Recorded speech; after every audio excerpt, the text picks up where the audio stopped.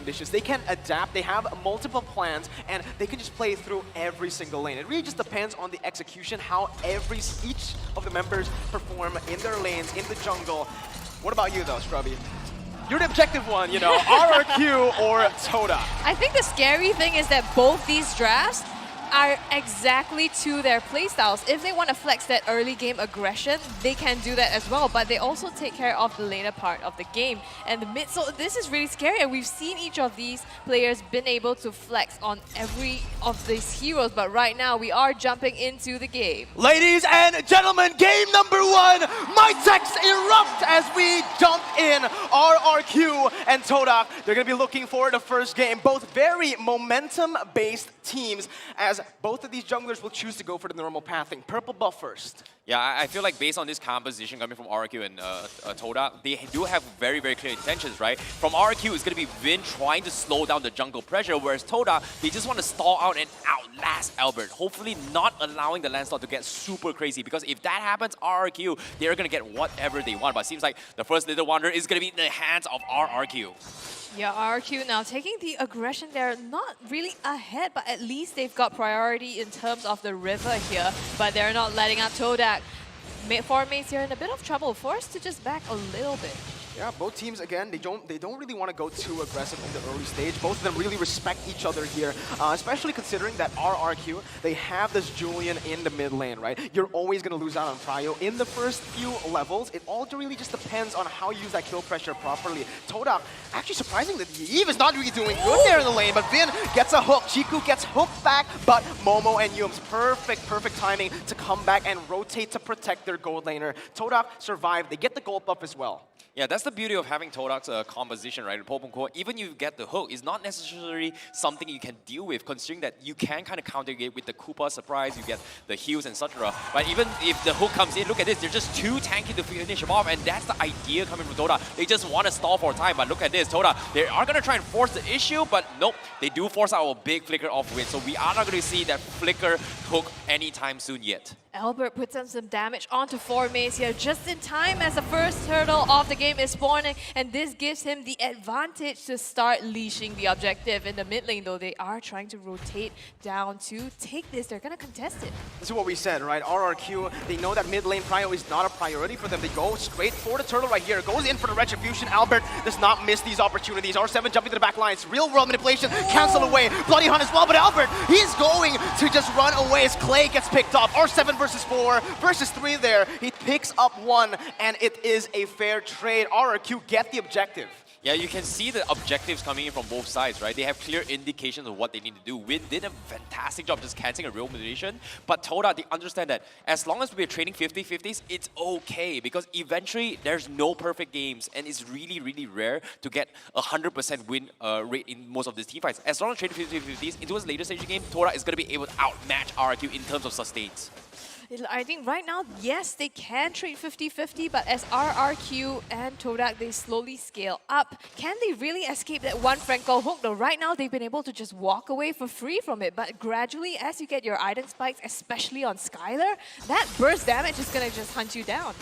The kill pressure, that's the main thing here as we take a look at the items. Yeah, and as of now, you can see the itemizations coming from Chiku in particular. He's building a little bit more Blade of Despair to choose for the fight. However, looks like there's going to be a Langar coming in. There you go, Momo jumps with the shield unity. Chiku picks up the kill, and again, Mytex just erupts. Every single time we see TODAK initiating on these fights, getting the kills, Mytex erupts, and this is a big buff for them, right? Again, TODAK really likes it when the crowd are behind them. Top side, going to be engaged on Skylar. Very, very dangerous position. Still gets out with a battle mirror image, and it is just both teams resetting once again, waiting for neutral objective. This is the classic TODAK that we usually see. They tentatively like to hit you where you least expect it, but it's very smart of Skylar on how he's taking all these trades. As soon as they see TODAK down to his mid, going for a couple kill potential, he immediately tries to even up the scores. And based on this economy, you can see RQ, they're still leading by 500 in contrast to TODAK. But as of yet, Vin is going to preemptively expect a gank coming from TODAK.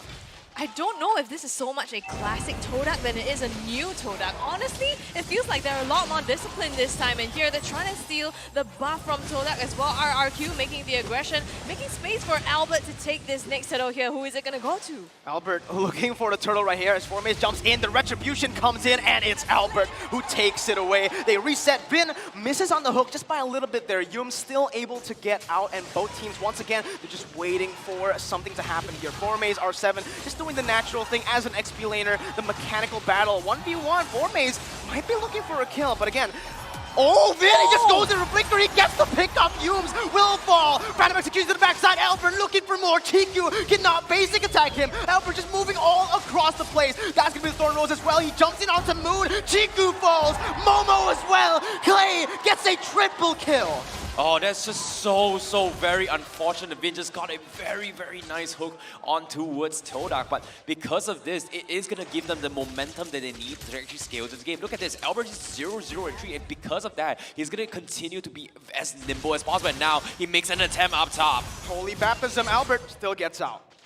Oh, this is the thing with RQ's draft. Yes, you think the hook is the end of it, but no, you have the CC from Clay as well. You have some from, you have the damage coming in from him and Skylar, and now TODAK, they press on their advantage.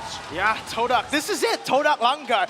When RRQ gets a trade, TODAK comes back straight at it. They want to just look for team fights, throw bodies at objectives, part of the keys to victory. Exactly, but before that, let's take a look at the damage out so far coming from all the teams so far. Albert and Arsa is just doing so much damage in terms of contrast in all these team fights, and while this is actually happening, TODAK, they are getting some sort of objectives, and so far all this hit and run coming from TODAK is just not affecting RRQ HOSHI, and they're just so objectified of taking all these trades, and it's just really smart. However, down bottom, Formaze seems like he's in a lot of trouble, but fortunately for him, the rest of RRQ is going to be focusing on mid control instead. This is not great. Formaze being forced out of his lane now as the turtle is spawning on the top side. So TODAK, they're at a numbers disadvantage right now if they want to contest this objective. Oh, Skylar. Skylar caught in that bad position, but luckily, defensive battle mirror image here. TODAK looking for the turtle now again. Vin gets a hook onto Koopa, not really the target you want here, but TODAK, I don't know if they want to take this. Well, they're definitely not going to contest this. It's going to go completely for free to Albert now. And RRQ HOSHI and TODAK, they are about 2k gold apart in kills. They're dead even. It still could be anyone's game, but I do feel like RRQ HOSHI has a bit more control here.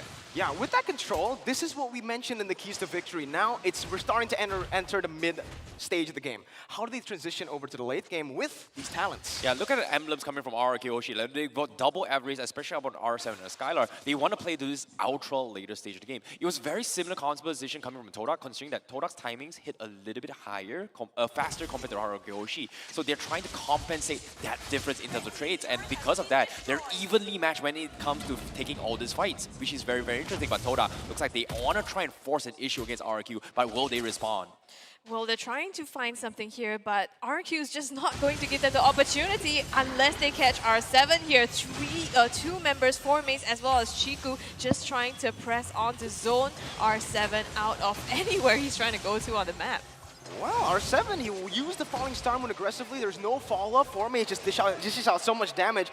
R7 a little bit feisty with it. He shows them, oh my god, Moon gets hooked by Vin all the way to Blaze and do it as well. And that's going to be Albert jumping to the backlines, looking for a kill onto Chiku. Formaze pops that Vengeance defensively as Clay looks for more. The knockup comes in. That enhanced chain is huge. R7 looking for flanks. He might just be punished here. He will fall. And that's Formaze picking up the killing spree. Again, we are equal on kills. RRQ still 2,000 gold ahead. Beautiful side steps coming from Yums as well. He knows RS7 loves going for this kind of backline dashes, but unfortunately for Say, I'm sorry for Moon. He just got caught. He wasn't expecting, despite the track, but the hook was intended for Yums, but he just got caught in it, which is just very unfortunate. I don't think Vin's hook can be, you know, you cannot not expect it. It's gonna come. Like, it's just a matter of when. But to RRQ HOSHI, a little bit greedy there in the last fight and sacrifice one person for it. Now TODAK, what is it they need to do? I mean, RRQ HOSHI still has the lead, but the Lord is now up on the bottom side. Yeah, and instantly RRQ, they're just straight onto this right now. TODAK trying to respond. Let's see what they do.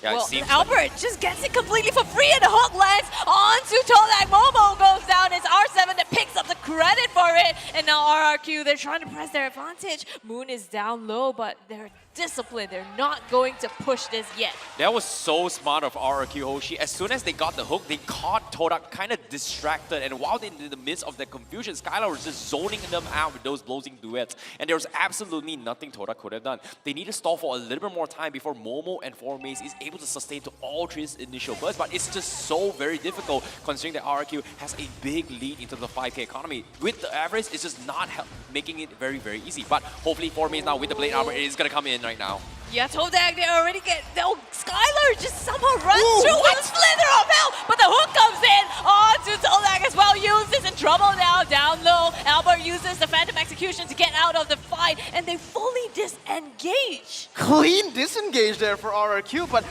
honestly, I feel like that was worth it for TODAK. They were able to just zone RRQ back when the Lord spawned in. They weren't able to get a single turret so far, and yeah, TODAK just defend really well. One turret falls, but again, I feel like that was worth it. Lord should usually just get at least two turrets inner. I definitely agree, and on top of it all, that was such a clean disengage from Skylar. Very, very clutch, a pixel-perfect moment. But before that, let's take a look at the items real quick before we proceed into the next fight. You can see the power spikes are starting to kick in from RRQ HOSHI, but TODAK, they're getting a little bit more tanky, and they are going to force the issue. Albert tries to get away defensively, but does not make it out alive. And now TODAK 4Maze on the chase. Gonna get sent down by R7, but the bloody hunt onto Moon manages to secure the kill. And now Skylar in some trouble. He does still have the blazing duet though, doesn't choose to use it. R7 with the falling star, Moon counter engages, enhanced chains with the knockup.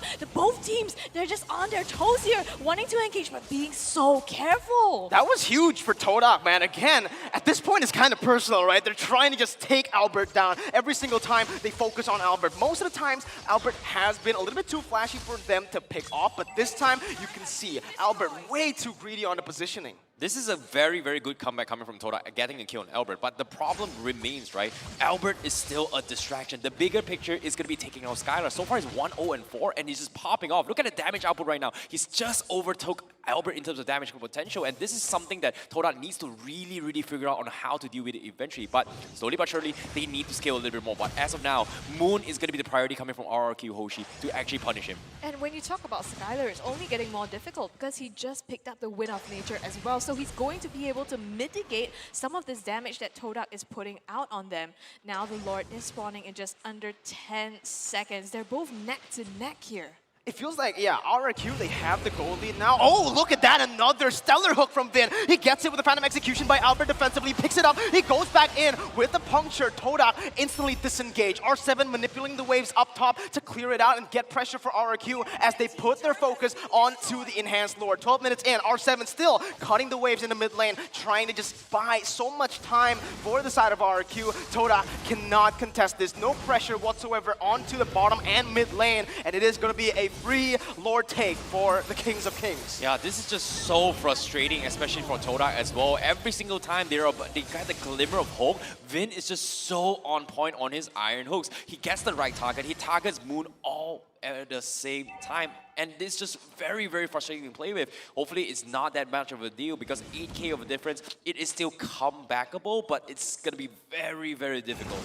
Yeah, I mean, 8K difference is probably like one item a piece almost for each of your members, so that's definitely a huge lead for RRQ HOSHI here. It's comfortable, and now they're going to look to press their advantage here with the Lord coming up on the inhibitors. Oh, well, it's going to be the hook again. How does he get this? It's on to Yums. He's going to get taken down there. Real world manipulation pop just to defend. And that top side will be pushed in. Both turrets in the mid and that top side have been taken to a quarter of HP. TODAK need to look for that Langar play to come back into this game. This is actually pretty okay, considering that TODAK, they've only used lose the roamer. It's okay. As long as Moon is alive, he's going to be able to do way much more compared to Yums as of yet. So, as of yet, for RRQ HOSHI, they are going to get a little bit more in terms of objectives. Will TODAK find an opportunity? And it seems like it's going to be very, very difficult to do so. Yeah, I think this is where TODAK's four draft is maze. starting to hurt it, but 4 Maze tries going for the engage here. Momo follows behind, but RRQ HOSHI already created Play. distance. They're pressing on. Albert uses the Thorn Wars to mitigate some of the damage here, and they successfully just retreat full on. This is RRQ HOSHI. If they want to go, they go. They don't have to engage. Disciplined. This is the refined RRQ. With Coach Phil at the helm, we can already tell, right? Very different from M3, where they just look for brawls, fights constantly. Now they are disciplined. They take their time. They don't go too aggressive. 10,000 gold lead right now. They don't want to lose it, especially considering TODAK's track record against Indonesian teams. You know, the group stage. Onyx. Yeah, man. Feels bad. I get Feels it. bad. Feels bad. Feels bad. Okay, But to be fair, this is a little bit on the draft as well. You see, RQ HOSHI has a non-committal hook. As compared to TODAK, they have to use the shield Unity to be able to engage as well. So I feel like this is a little bit tough for them to start something. Yep, and as of yet, TODAK, they just got the Malefic Roar up on Chiku. He's going to be able to do a little bit more damage, but it seems like TODAK, they might need to shift their focus. Instead of focusing on Skylar, they might look to bully on Vin or maybe even R7 instead as a complementary to try and get some sort of economy lead. But before that, let's take a look at the items real quick, because as of yet, they're still growing a little bit more. We do see a little bit more sustains, but Momo is going to be caught out, but the damage coming from Skylar is a little bit scary to fight this. Here comes the real manipulation, and now RQ HOSHI on the back foot trying to escape. Now Vin taking so much damage, but they're fine for now. R7. Skylar jumps in, R7 with the falling star moon onto 2 members. He's sprinting all across the board right now. Chiku just kites back. R7 taken low. Forced to back away as Clay goes in for the enhanced chain. Albert looking for the play once again. 4 Maze isolated because of that, and he will lose his life 5 seconds before the enhanced Lord. Perfect timing for that team fight by both teams, but RRQ, they come up on top. Yeah, that was just so unfortunate from TODAK. They wanted to force the fight, but at the same time, they're just so worried on where R7 may or may not be. And every single time they're playing a little bit safe, you saw a play coming from 4 Maze to set things up, but it was just so difficult considering how much damage and zoning that RRQ is doing to the table. And who could blame them? They're having 11k in terms of need. They just need the right kills, and RRQ, they're just not giving it to them at all. How can TODAK come back from this? I mean, yes, we have the, Langar strategy, and one of the keys to victory was also maybe to start throwing bodies to stall time. We have seen them do that before. Is this going to work in this case? That's the TODAK magic, I feel like. For me, whenever I see TODAK behind, I'm actually more scared than seeing them ahead. Because they're just so good at playing from behind. They just look for this one team fight that swaps the game, just turns the game entirely on its head. And I feel like that's what they're trying to do here. They're setting up for it. Look at how they are managing the waves. Chiku, not completely just clearing out the wave up top. They're waiting on it. They're trying to just bait RRQ into the base right now. As Vin misses out on the hook. Enhanced Lord now in the mid lane. 3 waves pushing in. Enhanced. There you go. Chain coming in as well as Albert just, he swings across the entire base. 4 Maze pops the fence just defensively. Chiku still on the defense. 3 base turrets have been taken down. Vin missing onto the hook. Yum still able to dodge away from the enhanced chain as TODAK look for the re-engage here. It is still TODAK with the defense. This is exactly what I mean by throwing bodies. The 2-person that cannot be caught out is, oh no, he just got caught, and then the Caster Curse is real because with that play, RRQ closes up the game. Wow, that hook! Who would have known? You thought everything was all right, and then a game-ending hook just comes in, sweeps up the victory for